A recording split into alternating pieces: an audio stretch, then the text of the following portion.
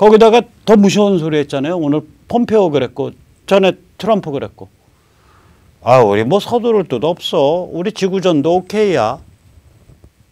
이거 얼마나 잘 보란 말이냐고요. 경제 제재로 목 졸라놓고 군사 포위로 목 졸라놓은 놈이 상대방한테 나 서두를 생각 없어. 너 숨 잘 쉬네. 오늘 좀 계속 쉬어봐. 이거 뭐냐면요. 이게 미국이 오랫동안 해왔던 플레이예요. 미국이 아주 달통한 플레이. 이 플레이가 뭐냐면 이게 냉전이고 이게 컨테인먼트예요. 결국 냉전 컨테인먼트로 소련 해체시키고 중국 개혁개방으로 이끌어내고 베트남 개혁개방 이끌어내고 동구권 해체시킨 거 아닙니까? 이걸 컨테인먼트라 그래요. 컨테인먼트 가둬놓고 꽉 밀봉시켜버리는 거. 밀봉 정책이라고. 이게 이런 거죠. 이거 보시면 아시죠? 그러니까 이런 게임을 미국이 뭐 북한에 대해서 뭐 특별히 새롭게 하고 있는 게임이 아니라고. 여기 보면 병 속에 놓고 후세인 가둬놨고 여기 이제 옛날 그림이라 김정일이죠.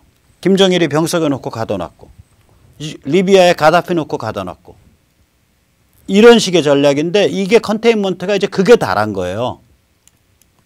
요새 컨테인먼트 완전히 밀봉이 돼버린 거라. 에어타이트해요. 공기도 안 통해. 안에서 이제 질식사회에 이르죠. 이 게임은요, 미국이 아주 달통했어요. 왜냐면 미국이 이미 1946년에 디자인했던 게임이에요. 1946년 2월 달에 조지 캐넌, 제가 이 사람 굉장히 중요한 사람이라 세뇌 탈출에 몇 번 얘기를 했어요. 냉전의 설계자라고 불려요. 대한민국의 단독정부 수립을 지지했고요. 6.25 때 참전을 지지했던 사람인데 워낙 냉정한 현실주의자여갖고 중공이 참전하니까 50년 말에 중공이 참전하니까 이 사람은 미군이 한반도로부터 철수하고 한반도를 적화시키도록 내버려 둬야 된다. 그러면 한반도가 고깃덩어리로 바뀌어서 중공과 소련 사이에 한반도 지배권을 둘러싸고 중소 분쟁이 극악하게 붙을 것이다. 이런 흉악한 꾀를 낸 사람이라고요. 조지 캐넌이. 아주 강경 매파인데 꾀도 흉악해요. 그만큼. 이 조지 캐넌이 1946년 2월 달에 주소련 미국 대사관의 부대사인데 A4 16쪽 정도에 해당하는 아주 유명한 그 전보를 미 국무성에 보내요. 8,000단어쯤 되는데 이 A4 16쪽에 해당하는 이 전보를 이제 긴 전보, 롱 텔레그램이라고 부르는데 조지 캐넌의 롱 텔레그램, 긴 전보라고 부르는데 여기서 컨테인먼트, 상자에 딱 넣어서 가둬버리는 방식에 나온다. 공산권을 컨테인먼트 해야 된다. 즉 냉전 체제를 짜야 된다는 거. 이거 미국 잘하는 거라고요. 이 게임이 뭔지 정확히 아는 거라고요. 이 사람들이 수십 년 동안 해왔던 게임이에요. 이 컨테인먼트 중에 지금 북한에 대한 컨테인먼트가 역사상 있었던 컨테인먼트 중에 제일 살벌합니다. 더 살벌해지고 있고요. 따라서 기레기들이 뭐라고 떠들건 말건 종전선언 꿈 깨세요. 그런 거 없어요. 경제 제재 완화 그런 거 없어요. 군사 포위 해제 그런 거 없어요. 그 문재인이나 그 부근 사람만 실컷 떠들라고 내버려두면 돼요. 자, 이러면 이제 제가 전쟁에 대해서 이제 본격적으로 설명드릴 수 있는 베이스는 다 깔았습니다. 이제 전쟁에 대해서 한반도 전쟁에 대해서 한번 생각해 보겠습니다. 이 전쟁에 대해서는 우리가 어떤 시나리오를 짤 때, 그러니까 예측을 할 때 전제가 있어요. 자, 미국이 선방하는 전쟁이야, 북한이 선방하는 전쟁이야. 완전히 다르죠. 그 다음에 미국의 군사력이 전략 자산을 포함해서 미국의 군사력의 몸통부, 메인 포스가 쓰이는 거야? 아니면 주한미군과 한국군의 군사력이 쓰이는 거야? 완전히 다르죠.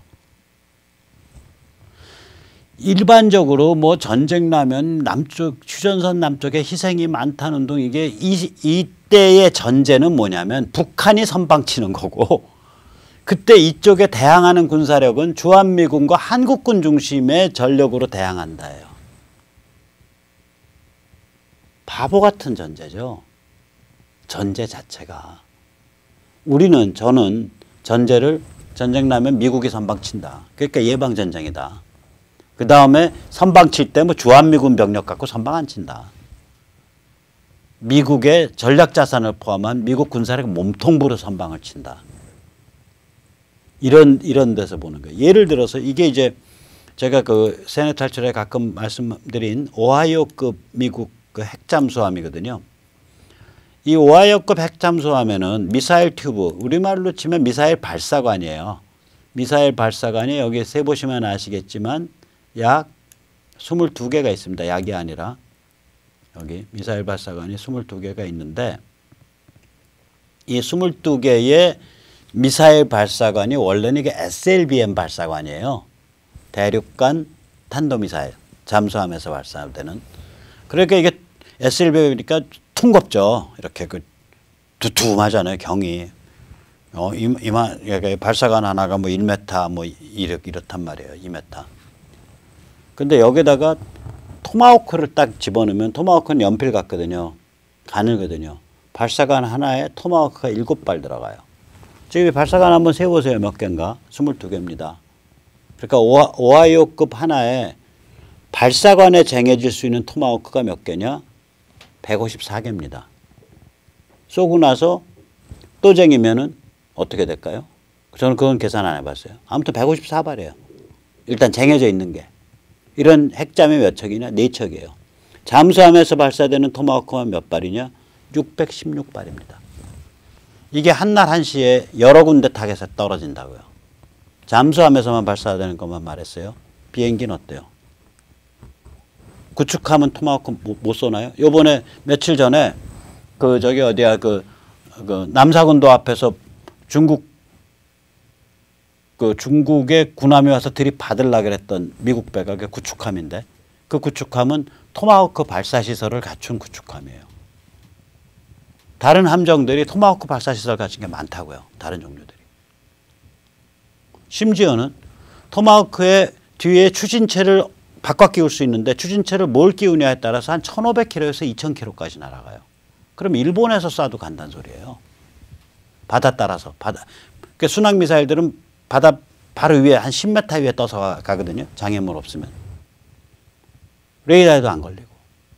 근데 이건 먼저 발사한 거는 천천히 애둘러 가고 나중에 발사한 건 직선거리로 빨리 가고 거리가 짧은 데가 타겟인 데는 천천히 애둘러 가고 거리가 먼 데는 직선으로 가고 그러니까 수백 발 혹은 천여 발의 토마호크가 한날 한시에 땅 떨어진다니까요. 이게 타임온 멀티 타겟. 제가 만든 용어입니다. TOMT.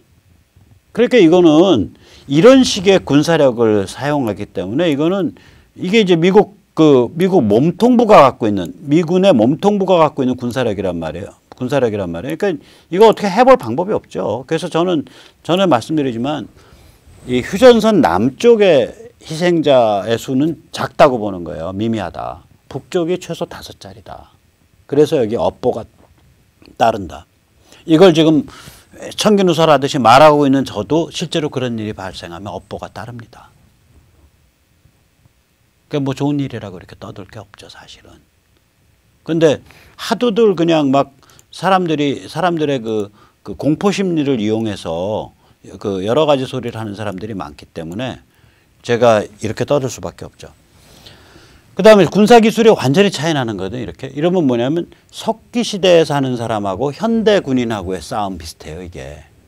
거기다가 요즘 전쟁은요, 신부타격이에요. 딥스트라이크 전쟁이라고요. 그러니까 상대방의 제어 통신 컴퓨터 명령 체계, 정보 체계를 작살내는 거. 레이더 방공망 작살내는 거, 사령부 작살내는 거, 주석궁 작살내는 거. 이런 이 신부타격 이 전쟁을 승패를 가늠해요. 왜 그러냐면 그렇잖아요. 사람 살려둔 채로 여기서 신경 딱 끊으면은 전신마비 되는 거 아니에요. 이걸 딥스트라이크라 그러는데 신부타격 능력이 이 미국 군사력의 몸통부를 사용할 때 이게 어마어마하기 때문에 휴전선 남쪽의 희생이 별로 없을 거다라고 저는 보고 있는 거예요. 그 다음에 야간, 우천, 동절기의 작전 능력과 기동성은 더 말할 것도 없죠. 예를 들어서 동절기다. 그러면 우리가 눈으로 보듯이 보통 일반 카메라도 있지만 동시에 적외선 카메라를 같이 쓰거든요. 드론이나 정찰기나 이런 데서. 그러면 야간에도요. 우리 가끔 보잖아요. 이렇게 훈련하는 거. 중근동에 이슬람 극단주의자 소탕하는 그런 전술 화면들 이렇게 보면 총을 들고 있는지 총을 안 든 사람인지가 구별된다니까요. 민간인인지 군인인지가. 뭐 우천. 그러니까 특히 야간 동절기 이렇게 되면 저쪽은 깜깜이고 여기는 다 보고 있는데 녹음에 가리지도 않고. 그러니까 이거는 좀 다르다고요. 전쟁이 그냥 그러니까 솔직히 사냥이죠. 이게 전쟁입니까? 이게 말이 좋아서 전쟁이라고 부르지. 그러니까 제가 전에 문재인의 목함지뢰 수준이라고 얘기한 게 대한민국의 군인 정도를 상대하면서 철책선에 목함을 놔서 작전을 하겠다. 이런 발상을 하는 게 북한군 애들이라고요. 겨울에 피복도 제대로 없어. 난방도 제대로 안 돼. 그 다음에 어떤 뭐 예를 들어서 뜨거운 물에 탁 넣어갖고 바로 빼먹을 수 있는 무슨 햇반이나 뭐 이런 종류의 음식도 안 돼. 그냥 톡을 파고 들어앉아서 덜덜덜 떨고 겨울나게 해야 되는 그런 병사들 제대로 재우지도 입히지도 못하고 제대로 장비도 못 주는 그런 병사들 데리고 전쟁 되겠냐고요. 이게 치명적 무기를 갖고 있기 때문에 그래서 사람이 많이 죽는 거죠. 한숨 나옵니다. 사실은. 별로 좋은 얘기도 아니고요. 자, 이제 전쟁의 대가를 한번 따져보죠. 아까도 말씀드렸지만 전쟁이라는 건 우리의 의지, 우리의 전략 목표를 상대한테 강요하는 행위란 말이에요. 그럼 상대 입장에서는 이거 강요 안 받겠다고 개겨버리면 대가가 커지면 강요를 결국 못하게 되잖아요. 그러니까 나의 의지, 우리의 의지를 상대한테 강요할 때 상대가 어느 정도까지 반발할 수 있나, 이게 제가 말하는 대가예요. 가만히 따르고 저는 이걸 6가지 정도의 카테고리로 나눠서 살피는데 지난 1년 동안 이 6가지 대가 중에 단 하나라도 높아진 게 없어요. 예를 들어서 중국 개입 가능성.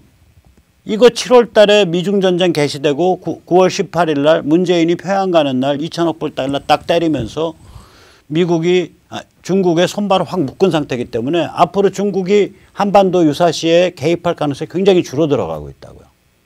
하향 중이거든요. 북한 정규군 저항력. 지금 뭐야 통치 자금도 없고 뭐 옛날보다 확 줄어들어 있고 북한이 저거잖아요. 마약, 위조 지폐, 짝퉁 양담배. 그 다음에 노동력 수출, 해외 근로자. 이 4가지가 주요 외화벌인데 이런 것들이 안 돌아가고 있잖아요. 밀수 많이 하지만 뭐 정제유도 갖다 썼다 그러고 뭣도 갖다 썼다 그러지만 이런 것들이 계속 조여 들어가고 있으니까 북한 정규군의 저항력도 줄어들죠. 그리고 북한 빨치산 가능성이 있나요?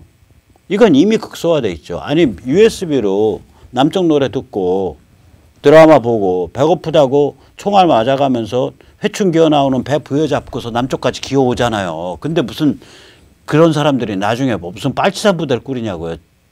특히 중국이 개입 안 하면, 중국이 뒤에서 돈 밀고 무기 물지 않으면은 그거 못해요. 그 다음에 북한 최상층 협조 가능성. 능라공원에 가서 대한민국 대통령이라는 사람이 뭐 연설 잘했네. 그럼 최상층 지금 얼마나, 저게 핵심 계층이거든요, 저기. 북한에 제일 잘 사는 애들이 저 현장에 온 거예요. 15만 명이. 보고서, 야, 세상이 바뀌나 보다. 어제 김일성 우리 수령 모시는 것도 좀 달라지겠는데? 이렇게 눈이 띄기 시작해서 보기 시작하면 이제 여러 가지 심사가 복잡해지죠. 유사시에 북한 최상층의 협조 가능성이 높아지고 있다고요. 남쪽에서 맹렬 반미 투쟁이 일어날 가능성이요?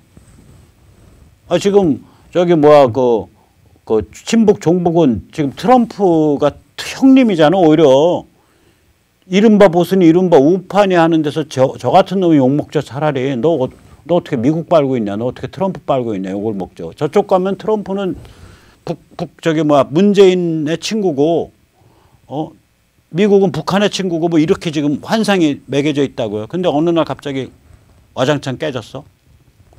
그러면 머리 생각을 다시 정돈해야 되잖아요. 정돈하는데 몇 주 걸려요.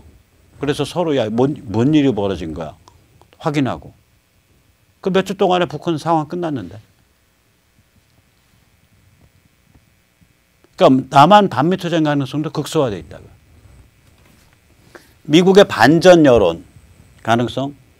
이거 트럼프가 아젠다 넘버원으로 뛰어나갔고요. 북핵 문제 무조건 해결해야 된다. 뛰어나서 그리고 이제 민주당이나 미국 쪽의 이른바 진보 성향 애들 중에 북한 문제를 언급할 때는 반드시 인권을 들고 나오고 있거든요, 요새. 트럼프는 너 뭐 하는 거야? 거기 흉악한 인권 침해국인데 거기랑 너 지금 딜치는 거야? 이러고서 지금 민주당 쪽에서 반발하잖아요, 생각 있는 사람들은. 그러니까 북한의 체제를 무너뜨리고 북한을 접수평정한다는 움직임이 있었을 때, 야, 그거 하면 안 돼. 이 소리를 못 하죠. 계속 텔레비에서 아우슈비츠와 같은 그 참상 계속 나올 거고, 애들 깡 마른 거, 그 토굴 같은 집에서 사는 거. 아직 평양은 북으로 치면은 타워 팰레스예요. 거기 사는 사람들은. 다른 데는 안 그렇다고요. 여기가 계급을 20몇 개로 구별하는데 평양 거주자는 최상층 계급이에요. 전부. 평양 특별시라니까요. 완전 계급 자체가 특별한 사람들이에요. 예, 평양 자체가 이렇게 굉장히 특권적인 데인데 거기 가서 막 저런 이상한 일이 벌어지니까 참 역사의 간지죠. 역사는 이렇게 간사한 거예요. 구비구비 간다고요. 세상에 문재인이 저런 역할을 하게 될 줄, 자기는 전혀 그런 의도가 없겠죠. 오히려 평양 체제를 온전하고 강화해 준다고 한 걸 텐데 효과는 굉장히 불안정성을 높이는. 그래서 이런저런 거를 다 엮어보면 이게 군사작전을 했을 때 미국이 치러야 될 대가가 점점 낮아지고 있다고요. 그러니까 시간이 자기들 편이라고 생각하니까 딱 하는 말이 그거 북한이랑 핵 협상하면서 시간 제약 안 두겠어요. 뭐 2년 걸려도 좋고 5년 걸려도 좋고 뭐 운 좋으면 한 5개월도 좋고. 살벌한 얘기잖아요. 군사 압박 다 조여놓고 경제 압박 다 조여놓은 상태에서 철딱선이 없는, 그러니까 남쪽 대통령은 자기 딴에는 평양 보호한답시고 올라가서 했는데 그게 중장기적으로 조금만 며칠에도 시간 띄워놓고 보면 북한의 핵심 계층을 크게 동요시키는 그런 행위를 막 하고 있고. 그러니까 시간이 우리 편이라는 거지. 남, 북, 중의 3자의 전략 목표와 전략이 충돌하고 있으니까 오케이. 그렇게 서로 머리 받고 충돌해 보셔. 거기서 뭐 나오나 보게. 우리는 바깥에만 딱 철통으로 딱 컨테인먼트, 울타리 딱 쳐놓고서 불만 계속 떼겠다 이거죠. 당분간. 살벌한 거예요. 근데 그 당분간이 1년을 갈지 6개월을 갈지 3개월을 갈지 2개월을 갈지 그게 이제 무서운 거죠. 오야 마음이죠. 자, 그래서 제가 자꾸 얘기를 드리지만 이거는 미중 대결을 봐야 돼요, 이제는. 그러니까 미국의 입장에서 북한은 미중 대결에 있어서 최상의 심리전 승부처예요. 동시에 미국에 있어서 북한은 결기 충돌을 위한 최적의 제한적 군사무대라고요. 예를 들어서 남사군도에서 중국 배랑 미국 배가 미사일 쏘고 싸움이 붙었다? 이거 걷잡을 수 없어요. 근데 북한에서 미국이 빠바방 하면서 군사 접수하고 들어갔는데 서로 중국이 좀 개입을 해요. 뭐 물자도 막 보내려고 그러고 난리를 펴. 압록강, 도만강 쪽으로 쫙 수십만 명 중국군 이동해서 쫙 쓰고 그래서 계속 성명적 나가고 미국은 매일 우리는 여기 먹을 데도 없어. 여기는 우리는 군사적으로 완충지대 갈 거고 자유민주 노스코리아는 영세 중립국 표방할 거고 우리는 또 미국이 주로 이거를 다 이행을 하려는 것도 아니야. 우리는 유엔이 해줬으면 좋겠어. 혹은 우리는 국제기구가 이 북한의 해방과 이행을 책임져 줬으면 좋겠어. 개인, 자유, 민주주의, 시장 이런 개방적 원리에 따라서 그 일을 해줬으면 좋겠어. 그리고 우리는 그런 국제기구에 반드시 중국도 들어오고 러시아도 들어와야 된다고 생각해. 이러면서 물밑에서는 중국과 힘겨루기를 하는 거거든요.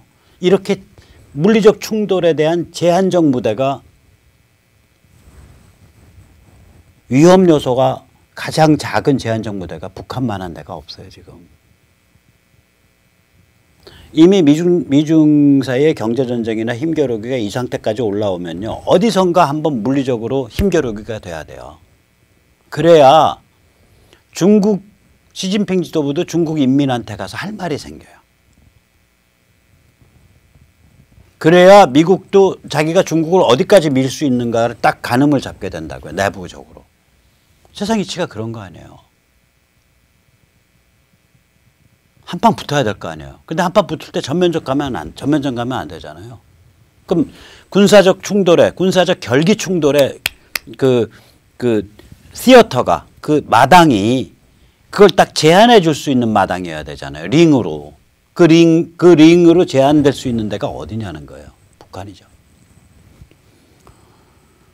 그러면 자, 이런 두 가지 이유 때문에 이거는 북한의 내부가 와당탕 쿵탕에서든 혹은 아예 와당탕 쿵탕 없는데 멀쩡한 상태에서 바로 들어가든 결국 미국에 의한 북한 접수평정은 거의 필연적이다 이렇게 보이는 거고요. 미국이 이제 좋은 점은 뭐냐면 유리한 점은 타이밍과 방식에 있어서 자기 마음대로 정하잖아요. 절대적으로 유리한 이니셔티브를 갖고 있어요. 그래서 이게 무슨 관계냐. 아까도 말씀드렸지만 남북중이 3축으로 분열되어 있거든요. 목표도 분열되어 있고 전략도 분열되어 있다고요.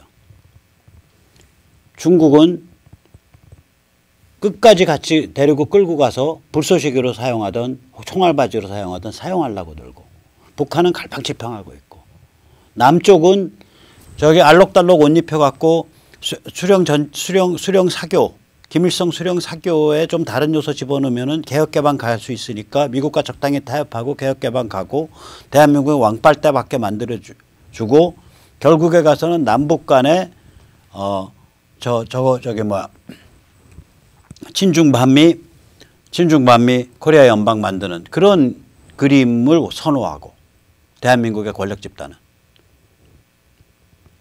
그러니까 이게 전략과 목표에 있어서 남북중 사이가 전부 갈갈이 찢겨져 있는 거예요, 이게. 그러니까 무슨 일이 벌어지냐. 미국의 전쟁의 대가가 시간이 갈수록 떨어져 가요. 전쟁의 대가가 떨어지면 전쟁의 대가, 즉 접수평정의 대가가 떨어져 간다. 접수평정의 대가가 떨어진다는 접수평정 더 하기 쉬워졌다는 얘기 아니에요. 쉬워질수록 어떻게 되겠어요? 남북중 사이에 삼축 분열은 더 심해져요. 더 심해지면 더 전쟁의 대가 혹은 접수평정의 대가, 코스트가 점점 하락한다. 이게 선순환이죠. 접수평정의 코스트가 하락하니까 남북중 사이에 분열 심해지고 전략과 목표에 대한 분열이 심해지고 전략과 목표에 대한 분열이 심화되니까 손발이 안 맞으니까 상대가 이쪽에 와서는 북한의 접수평정에 대한 대가가 더 떨어지고 이런 선순환을 타는 것 같아요. 지금 상태가. 한번 보시자고요. 그래서 저는 지금 대한민국의 지식인, 종교인, 정치인이 미국이 북한을 접수평정 해방시킨다라는 그 컨텐전스를 고민해야 된다. 그러니까 정도원이가 뭐 정치 한번 더 해보려고 뭐 자한당에서 제일 먼저 진박과 극우를 제거해야 된다. 이거 나중에 명예훼손 걸려. 우리 우남위키에서 극우 타령 극우 낙인 찍기 다 지금 저거 했거든요. 정도원 씨 오늘 당신도 말이에요. 당신도 오늘 발언 거기에 한 줄 올라갔어. 거기 이제 그러니까 나중에 적당한 사람, 적당한 언론과 적당한 기자들 뽑아갖고 명예훼손 걸면 다 걸리는 거예요. 좋은 시절 왔을 때. 뭐 집안에 재산 쌓아놨어요? 집안에 재산 쌓아놓으셨냐고. 그 말씀 가려서 하셔야지. 줄을 어디다 서는 건 당신 자유인데 말은 정확하게 하라고. 남 함부로 욕하지 말고. 어? 자, 그러면 우리는 지식인, 종교인, 정치인이 미국이 북한을 접수 평정하는 그러한 상황이 올 가능성이 굉장히 높아지고 있다는 것에 대해서 고민을 좀 제대로 하시고 안목을 크게 가지고 대담한 상상력을 발휘해 주시기를 정말 바람하지 않습니다. 그래야 저 같은 놈이 이렇게 까불면서 이렇게 그 여러 가지 그냥 상상력 뻗치는 대로 좀 편하게 얘기할 수 있잖아요. 그래서 서로 역할이 분담될 수 있잖아요. 좀 책임지고서 진중하게 일할 사람들은 책임 있는 자리에서 진중하게 일하고 저 같은 놈은 저 같은 이런 일을 하고.